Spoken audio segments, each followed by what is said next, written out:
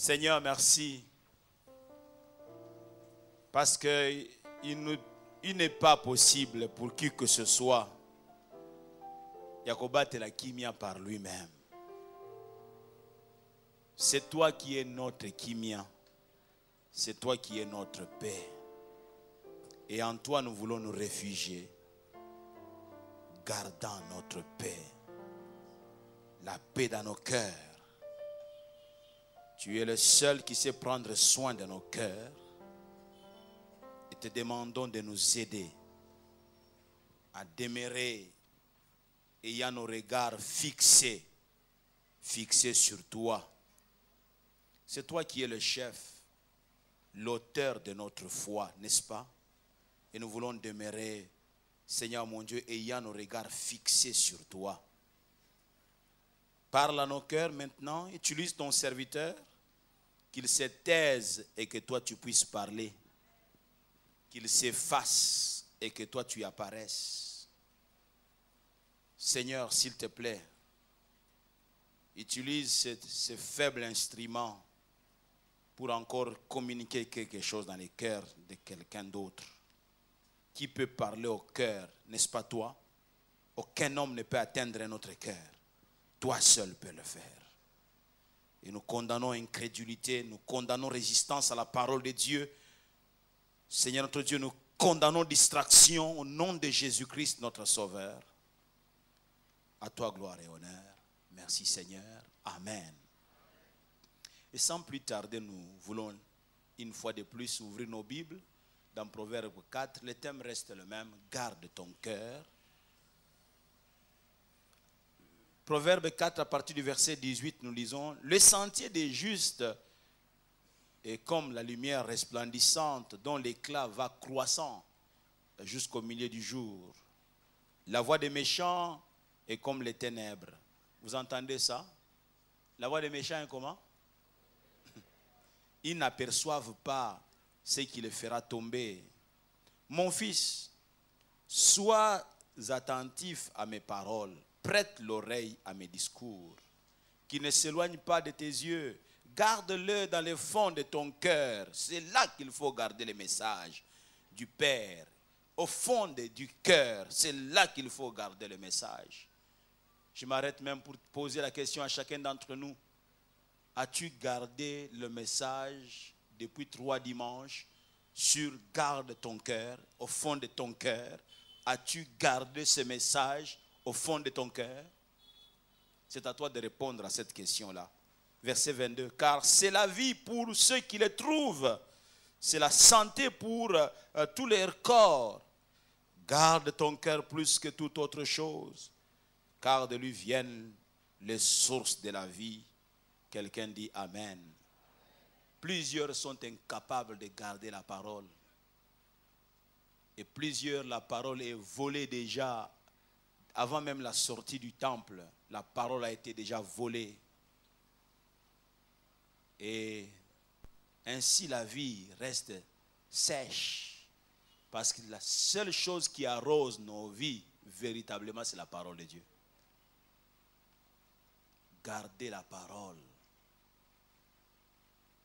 Recevoir la parole, la garder, c'est un signe, un témoignage de l'amour de Jésus, que l'on aime le Seigneur quand on garde sa parole. Garde ton cœur plus que toute autre chose. Par-dessus tout, veille soigneusement sur ton cœur, car il est la source de tout ce qui fait ta vie. Garde ton cœur en toute vigilance, car de lui dépendent les limites de la vie, car de lui jaillissent les sources de la vie. Le cœur qui est le vrai toi-même. Alléluia. Le cœur qui est le vrai toi-même. Et nous avons dit qu'il y a une relation étroite entre le cœur et l'âme. Le cœur, s'il est touché, cela peut avoir des implications fâcheuses sur le bon fonctionnement du corps. Le cœur.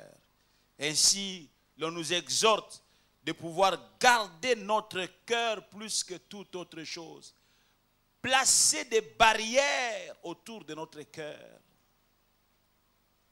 Protéger les cœurs, car tout est réuni, bien aimé, dans ce monde, pour que notre cœur soit perturbé. Tout est réuni dans ce monde pour que notre cœur soit troublé. Tout est réuni dans ce monde. J'aimerais dire à quelqu'un ici, le monde ne te fera jamais des cadeaux. Si tu attends que le monde te fasse des cadeaux, tu n'en trouveras pas. Le monde viendra pour t'acculer, te bousculer, te perturber.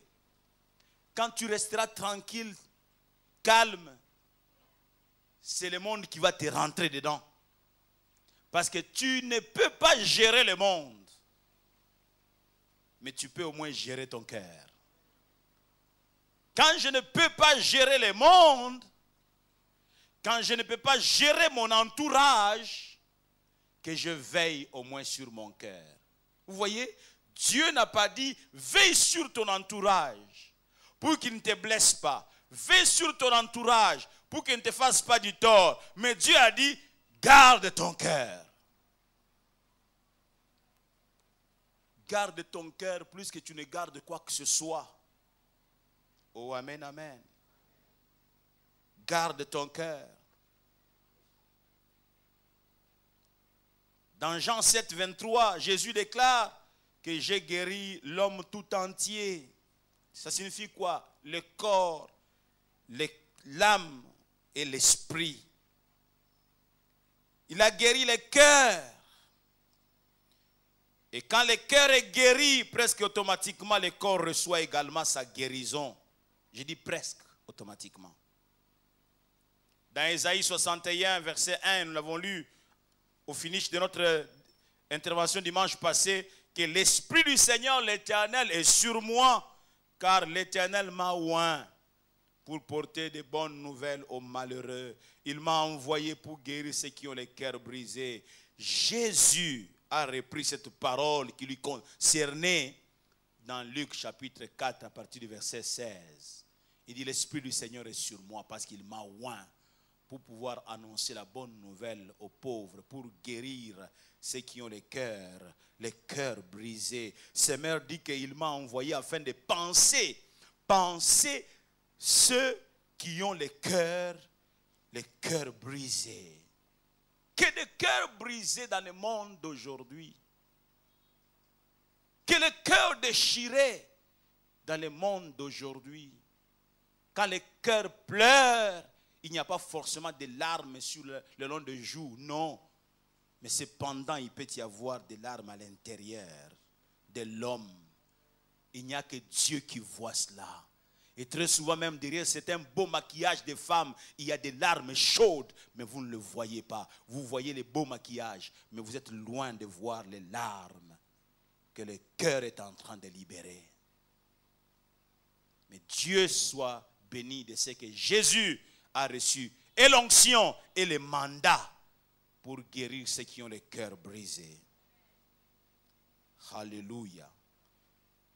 Il est dit de lui que vous savez comment Dieu a oint du Saint-Esprit et de force.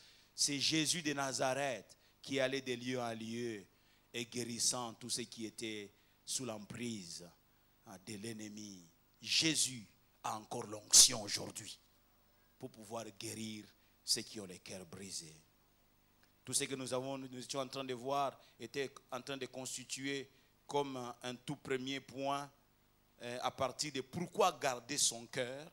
Le deuxième point, je l'intitule de cette manière, l'origine des brisements et déchirements du cœur. On peut le prendre au singulier comme au pluriel. Origine des brisements et des déchirements du cœur. Et dans ce deuxième point, le premier point, je parle comme origine de la désobéissance. La désobéissance nous prive et nous éloigne de la présence de Dieu. Et loin de sa présence, c'est le trouble. Bien-aimé dans le Seigneur, un cœur désobéissant sera constamment troublé. Un cœur désobéissant sera constamment troublé. Et le trouble provoque tout un tas de déceptions et de dysfonctionnements. Tout un tas de déceptions et de dysfonctionnements lorsque le cœur est troublé. Tout un tas de déceptions.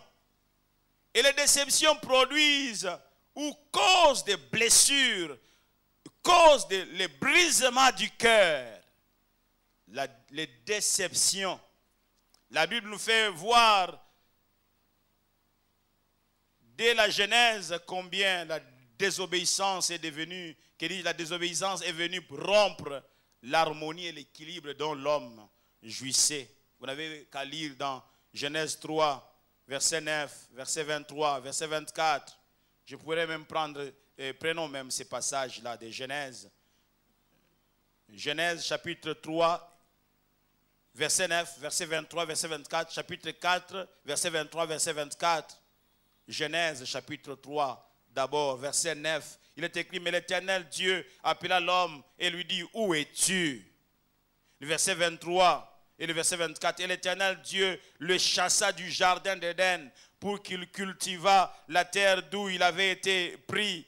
C'est ainsi qu'il chassa Adam et il mit à l'orient du Jourdain d'Éden le chérubin qui agite une épée flamboyante pour garder le chemin de l'arbre de vie. Chapitre 4, verset 23, verset 24, il est écrit que le mec dit à ses femmes, Ada et Tila, écoutez ma voix, femme de Lémec, écoutez ma parole, j'ai tué un homme pour ma blessure, un jeune homme pour ma meurtrissure. Caïn sera vengé 7 fois et le mec 77 fois. Vous entendez les déclarations d'un homme? Il dit quoi? Pourquoi? J'ai tué un homme pour ma blessure. Les blessures conduisent au meurtre. Un cœur blessé peut tuer. Par cette déclaration orgueilleuse, le mec prétend être maître de sa destinée et libre de la malédiction de Caïn. Grâce à l'usage de la violence, il pense être libre. Il utilise la violence.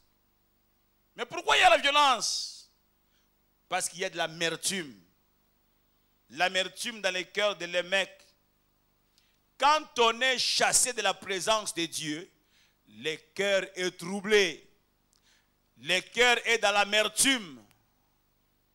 Et le cœur dans l'amertume va utiliser l'épée physique ou non physique pour pouvoir tuer l'autre.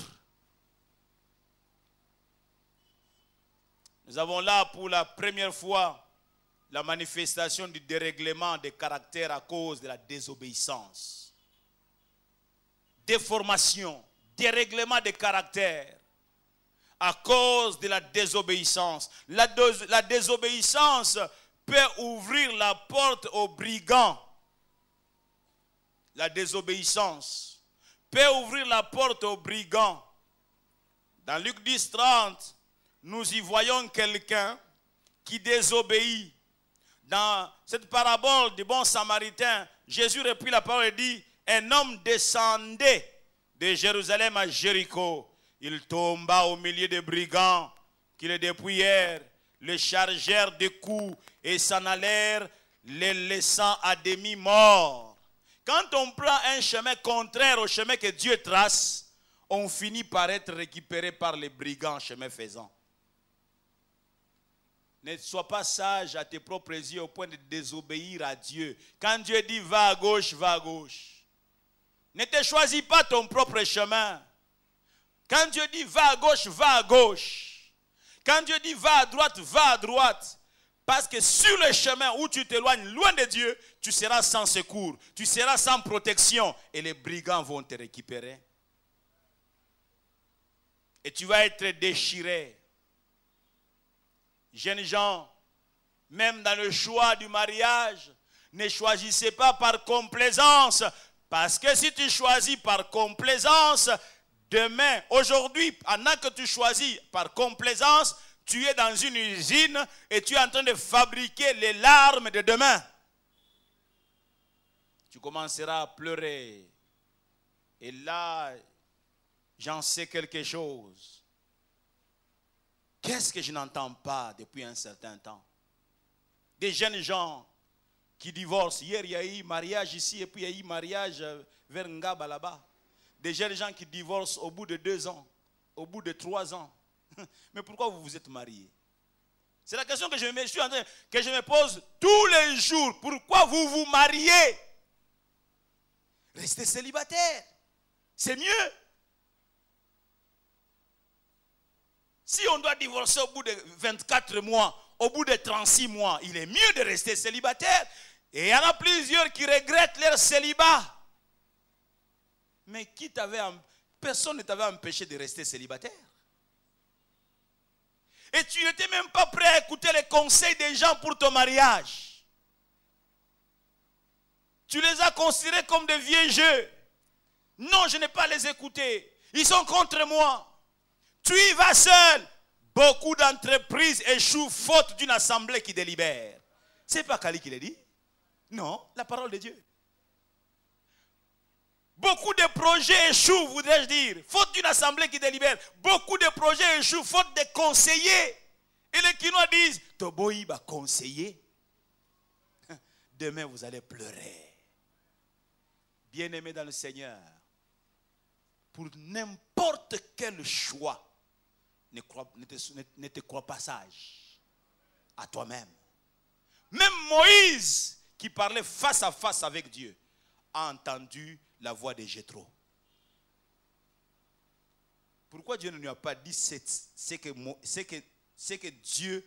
Jéthro a dit à Moïse? Pourquoi Dieu lui-même ne lui a pas dit?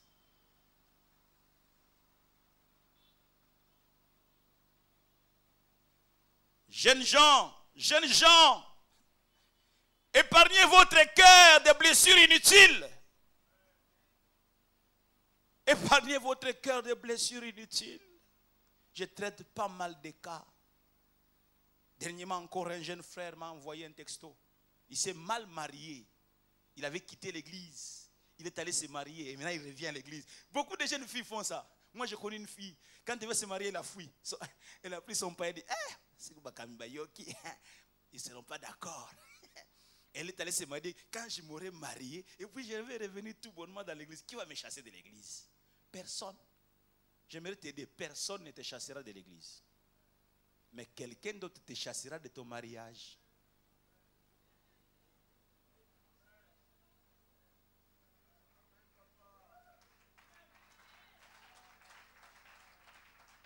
Oh, quand je vois la légèreté avec laquelle les jeunes gens sont en train de prendre des décisions, ça m'effraie. Je tremble. Je tremble.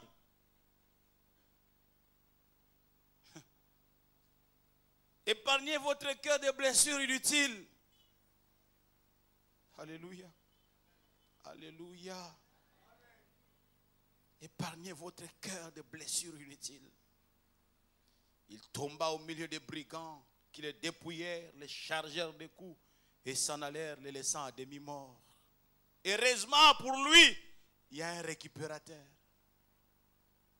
Mais tu peux éviter qu'on commence à guérir les blessures. Les gens du monde disent que mieux vaut prévenir que guérir. Certaines blessures ne guérissent pas tout de suite. Ça prend du temps. Ça prend du temps. Le message, c'est que nous gardions nos cœurs plus que toute autre chose. Nous puissions garder nos cœurs.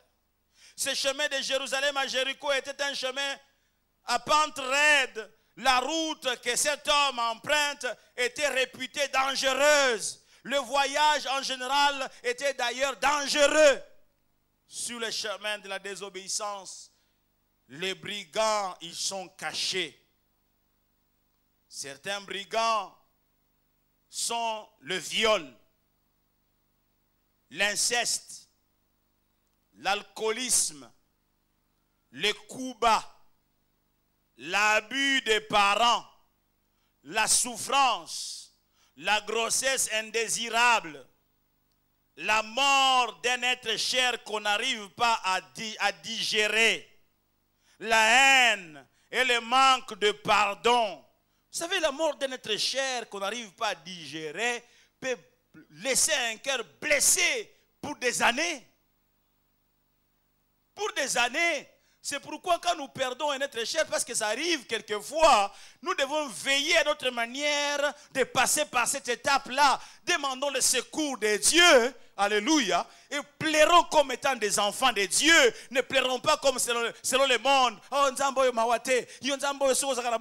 pourquoi est-ce que tu as laissé mon père partir? Vraiment, tu commences à juger Dieu. Dieu est plus intelligent que toi. Dieu a plus de compassion que toi. Alors, prie Dieu, dis Seigneur, j'ai mal, mais viens et console-moi. Viens, fortifie-moi, Seigneur. Je ne peux pas changer cette histoire, mais toi, tu peux me consoler.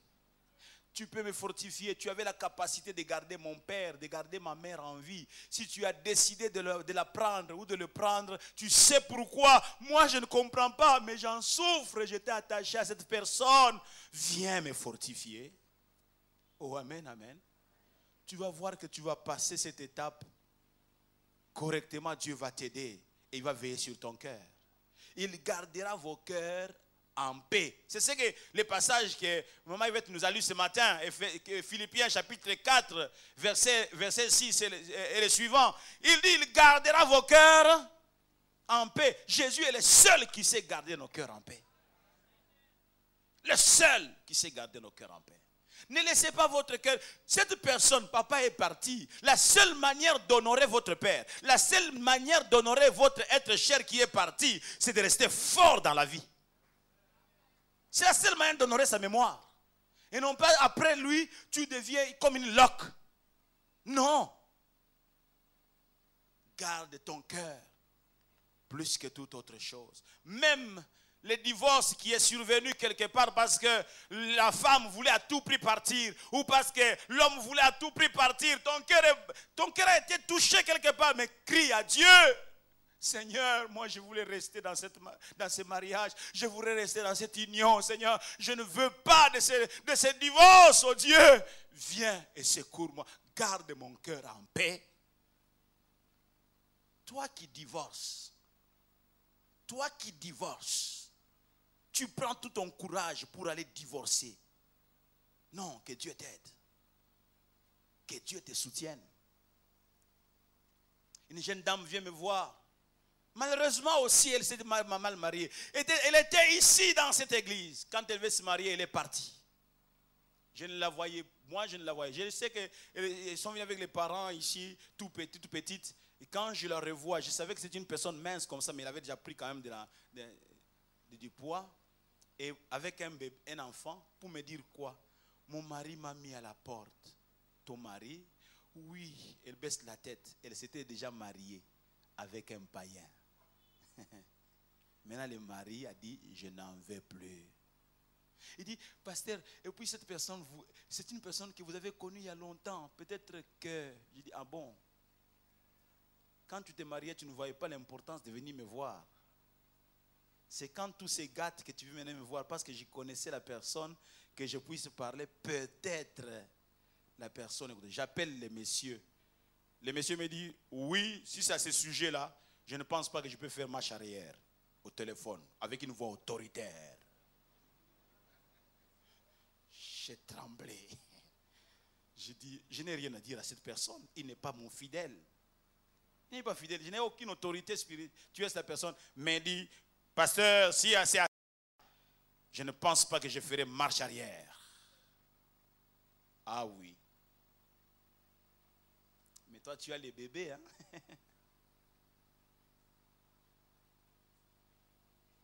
Il y a des gens qui blaguent.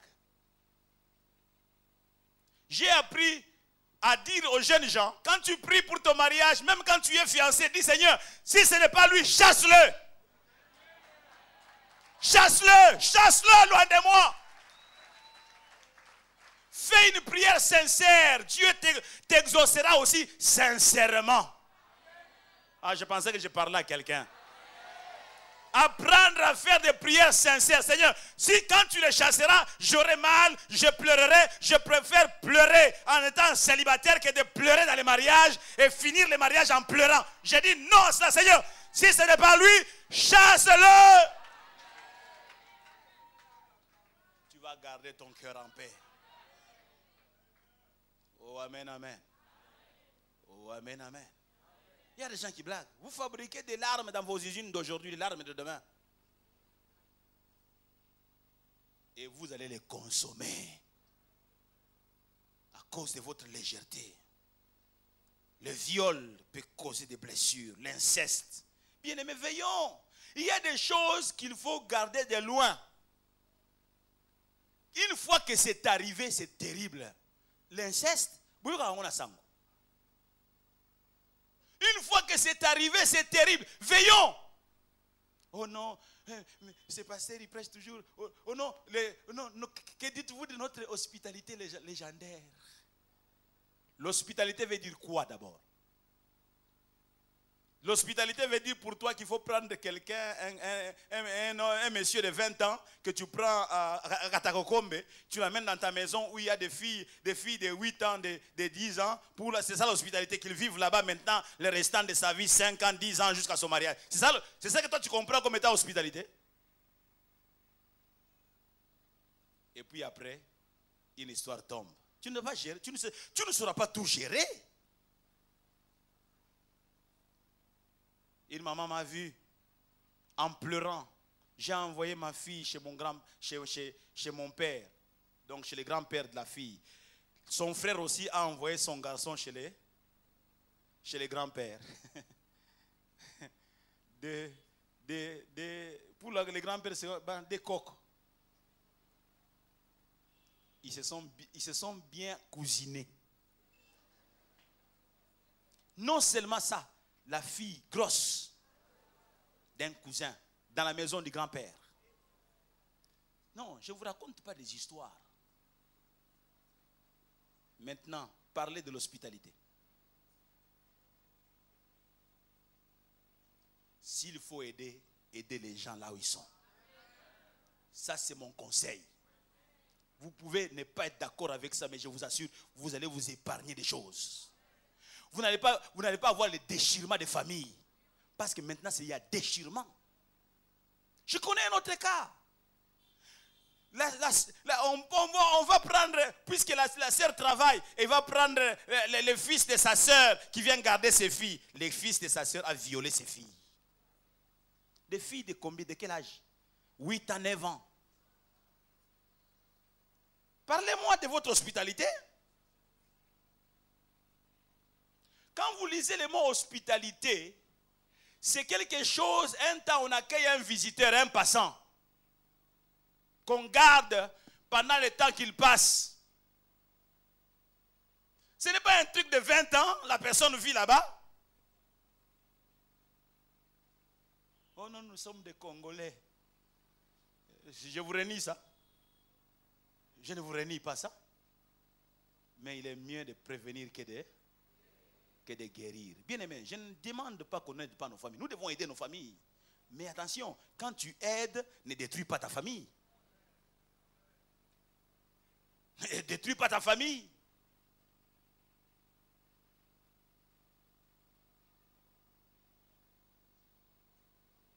Ça crée des problèmes, des difficultés. Une grossesse indésirable. Mais elle vient pourquoi? Parce qu'on a désobéi. On a vécu avec un homme sans être marié. C'est comme ça qu'il y a eu grossesse. Mais indésirable aussi pour des couples mariés.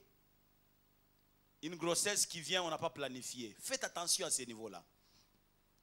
Faites attention à votre réaction vis-à-vis de cette grossesse. Sifa, c'était un enfant qui m'aime. Parmi tous mes enfants même. Mais Sifa aussi a un amour particulier de son père et de sa mère. Mais cet enfant est venu, Obed n'avait, on a commencé à attendre Sifa, Obed n'avait que 11 mois et 3 semaines. Quelqu'un dit, pasteur. Oui, 11 mois et 3 semaines. On a souffert. Et puis à la borne, à cette époque-là, il y avait des mamans. Les mamans qui ont l'âge maintenant des femmes qui sont ici, qui regardent. Elles vont vous traquer. Hein. Oh, vous ne pouvez pas attendre, vous. Ne faites pas ça. Vous détruisez encore davantage ces jeunes couples-là. Il faut les encadrer. Il faut les aider.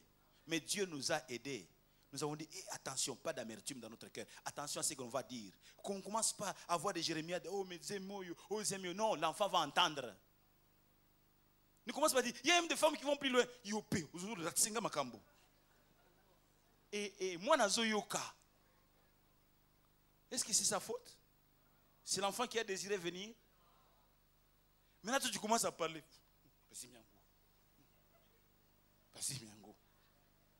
L'enfant entend. L'enfant réalise qu'il est indésirable. L'enfant va grandir. La grossesse, il y a des gens qui parlent comme ça jusqu'à la fin de la grossesse. Cet enfant va sortir avec un cœur. Déjà dans le ventre de la maman, le cœur est blessé. C'est ce qu'il y a des enfants. La maman dit,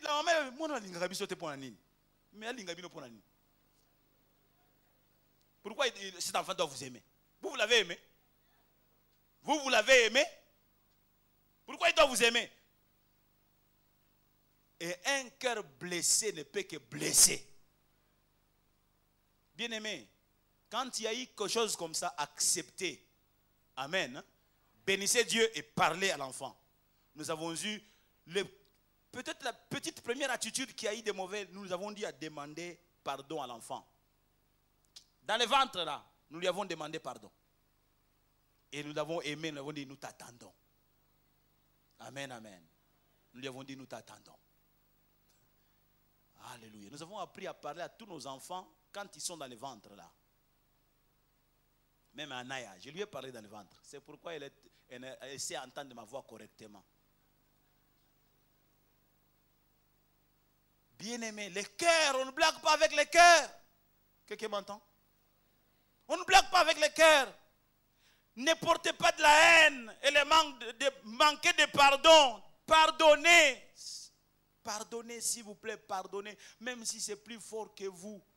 Pardonnez, parce que si vous ne pardonnez pas, vous ne faites pas que du mal à l'autre, mais malheureusement, vous faites du mal aussi, du mal à vous-même. Le manque de pardon est et sera toujours préjudiciable. Quand vous lisez dans Matthieu 6, 12, Matthieu 6, 12, versets 14 et 15 encore, Jésus insiste ici sur le fait que les chrétiens doivent être prêts à disposer, à pardonner, être prêts et être disposés à pardonner les offenses des autres. S'ils ne pardonnent pas à ceux qui les ont offensés, lorsque ceux-ci se répandent, alors Dieu ne leur pardonnera pas non plus. Savoir pardonner. Amen. Marc 11, versets 25 et 26, nous parle de l'exaucement de notre prière qui est lié aussi à la volonté que nous avons à pardonner aux autres. Il est question ici d'un principe important en vertu duquel Dieu pardonne. Luc 11, 4 déclare que pardonne-nous nos péchés, car nous aussi nous pardonnons à quiconque nous offense. Tout celui qui fait preuve d'amertume et d'implacabilité à l'égard d'une autre personne rencontrera aussi la résistance de Dieu. Dieu va lui résister. Que Dieu ne te résiste pas, pardon. Oh, amen, amen. Que Dieu ne puisse pas te résister. Et qu'est-ce que dit Hébreux 12? Hébreux 12 est en train de dire quoi? J'aimerais quand même prendre ce passage biblique. Hébreux chapitre 12, excusez-moi, je vais pouvoir chercher ce passage.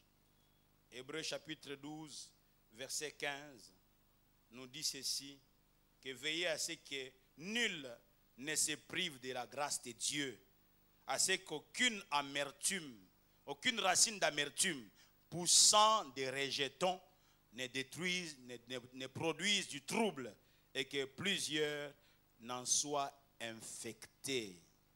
Veillez, veillez, veillez. Quand vous lisez dans Éphésiens au chapitre 4, les versets 30 à 32, il est écrit ceci, 30 à 32. N'attristez pas le Saint-Esprit de Dieu par lequel vous avez été scellés pour le jour de la rédemption, que toute amertume, toute animosité, toute colère, toute clameur, toute calomnie et toute espèce de méchanceté disparaissent du milieu de vous.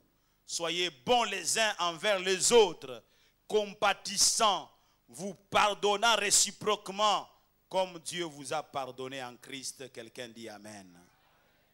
Vous pardonnant réciproquement, comme Dieu vous a pardonné en Christ. Lorsque vous êtes debout, faisant votre prière, pardonnez. Pardonnez au risque de faire, que dis-je, au risque de faire ombrage à votre prière. Quelqu'un qui ne pardonne pas ne rencontrera pas l'exaucement de Dieu. C'est une condition. Tu viens pour déposer ton offrande. Tu réalises que quelqu'un a quelque chose contre toi. On dit n'offre pas. Dépose ça à côté. Va te mettre, donc arranger avec lui. Vous pardonnez. Après, tu peux venir offrir ton offrande. Il y a des gens qui veulent prier, qui lèvent les mains. Mais ta prière devient une abomination. Tu n'as pas réglé des problèmes. Tu as de la haine pour quelqu'un. Tu as un manque de pardon au fond de ton cœur. Dieu nous exhorte à pouvoir pardonner. Quelqu'un dit Amen. Quelqu'un dit encore Amen. Qu'aucun chrétien ne s'imagine qu'il a suffisamment de foi pour recevoir l'exaucement de sa prière, même s'il entretient secrètement de l'animosité ou de l'amertume dans son cœur contre qui que ce soit. J'ai beaucoup de foi, moi. Même si je ne pardonne pas, Dieu m'exaucera. Ah.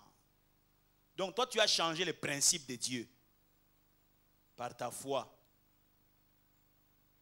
La foi se base pourtant sur le principe de Dieu. Ta foi à toi, elle est extraordinaire. Elle ne se base pas sur le principe de Dieu. La foi vient de ce qu'on entend. Et ce qu'on entend vient de la parole de Christ. Quelqu'un dit Amen. Celui qui n'accorde pas le pardon et celui à qui l'on n'accorde pas le pardon sont tous deux en prison. Tous les deux sont en prison. Le pardon te libère et libérera l'autre.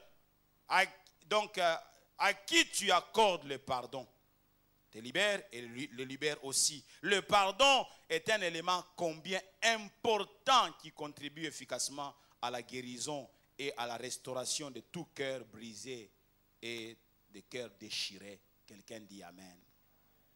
Bien-aimés dans le Seigneur, que Dieu nous donne de garder nos cœurs. Alléluia. Certaines situations de la vie peuvent aussi être à la base de nos blessures, peuvent faire qu'un cœur soit brisé. Certains événements. Je suis en train d'anticiper quelque chose pour y revenir prochainement. Même certains comportements, certaines paroles que nous adressons à nos membres de famille, quelquefois nous sommes en train de déchirer des cœurs. Quand vous parlez, vous touchez quelque chose de négatif dans les chefs de votre frère, votre enfant. Quand quelqu'un a mal fait, vous touchez cette faiblesse-là. Vous déchirez le cœur de l'enfant, vous blessez l'enfant. Moi, j'ai grandi jusqu'à un certain âge avec ces côtés-là. On me disait, tu as une grosse tête. Je ne sais pas aujourd'hui cette grosse tête est allée où. C'était toujours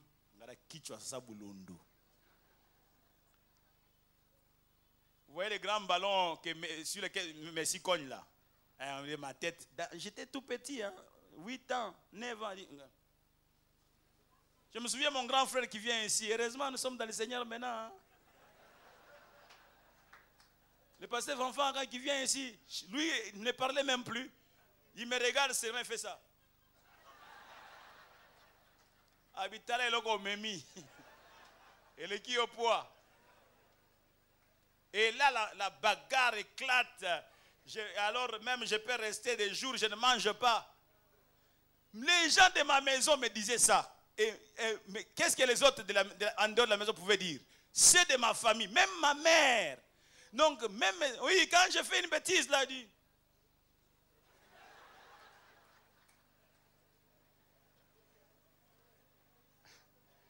Maintenant, un bon jour, je me regarde dans le miroir. Je vois un bel homme. Je dis,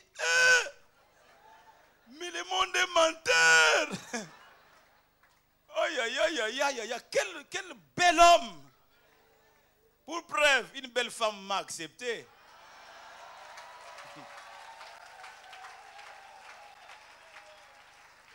Tu te laisses blesser pour rien. Oh, quand on te dit grosse tête, dis ça c'est un compliment. Je prends ça comme un compliment. Oh, amen, amen. Moi ici, moi. Toi quoi? Prends ça comme un compliment. Tu vas te tuer pour rien. Garde ton cœur plus que. Je ne t'encourage pas toi à commencer à parler du mal des gens. Non. Moi j'en ai souffert pendant un temps. Jusqu'à l'âge de 15 ans, je crois que j'ai souffert de ça. 14-15 ans, après ça, délivré. Je ne connaissais même pas le Seigneur, mais délivré. Parce que c'est lui qui m'a créé, même quand je ne le connaissais pas, lui il me connaissait, non? Il m'a dit, petit, il ne faut pas continuer comme ça, tu es un beau garçon. Je suis une créature si... Waouh! Frères et sœurs, gardons nos cœurs. Je parle à quelqu'un? Gardons nos cœurs. Très souvent, nous ne sommes pas responsables des actions des autres vis-à-vis de nous. Il parle, il a dit des choses. Et maintenant, il a dit, est-ce que tu étais là? Si tu savais qu'il allait le dire, tu allais le dire, tu allais bloquer la bouche, n'est-ce pas? Mais il l'a déjà dit. Tu n'as pas été responsable de son action. Mais attention, si tu n'es pas responsable de son action, tu es au moins responsable de ta réaction. Comment vas-tu réagir à l'action de l'autre? La réaction. Réagis bien. Amen, amen. Réagis bien et tu garderas ton cœur en paix. Nous allons continuer à parler, pour parler des brisements d'origine prénatale. Je vais toucher encore cela. J'ai introduit ça, mais je vais toucher encore cela. Garde ton cœur. Tu sais, un cœur déchiré à des fissures fait que les esprits même peuvent aussi venir. Un cœur blessé est en train d'inviter les démons.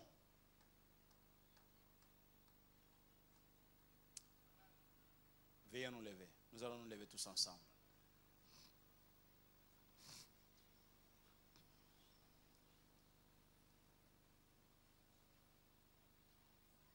Motema nanga batela kimia, motema na tonda, yo sali nyonso mponanga,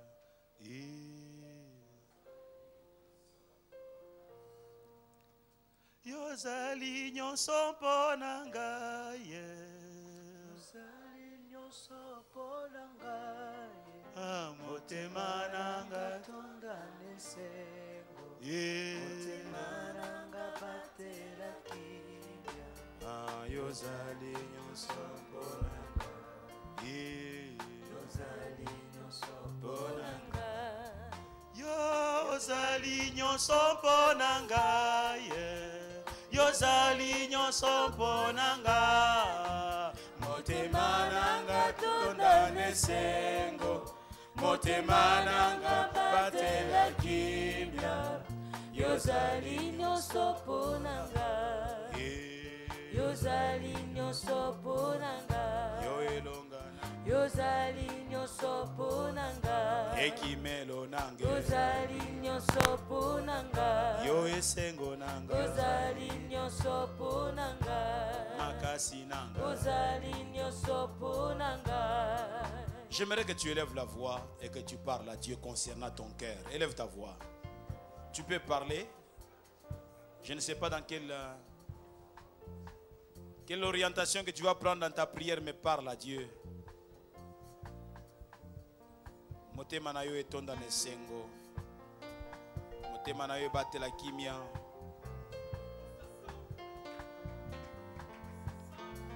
Jésus.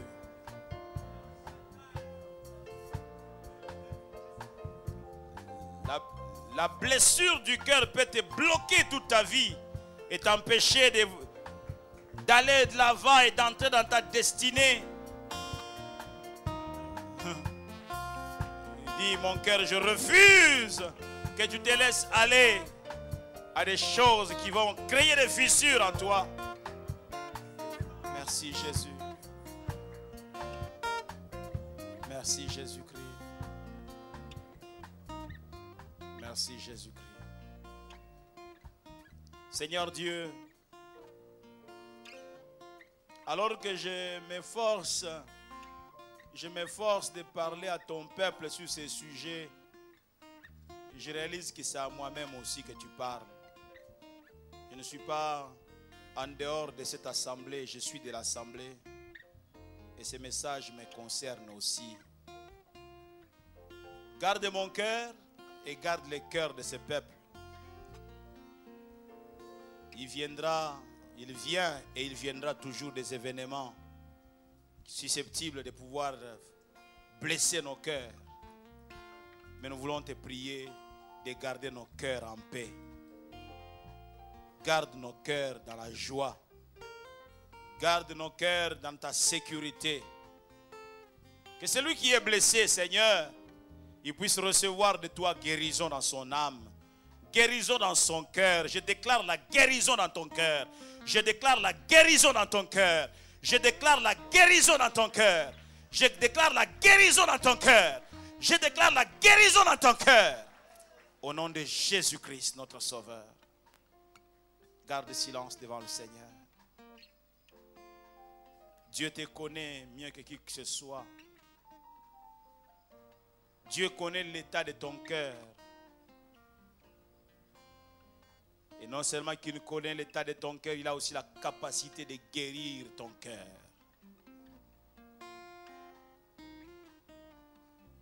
Qu'il te restaure. Qu'il te restaure.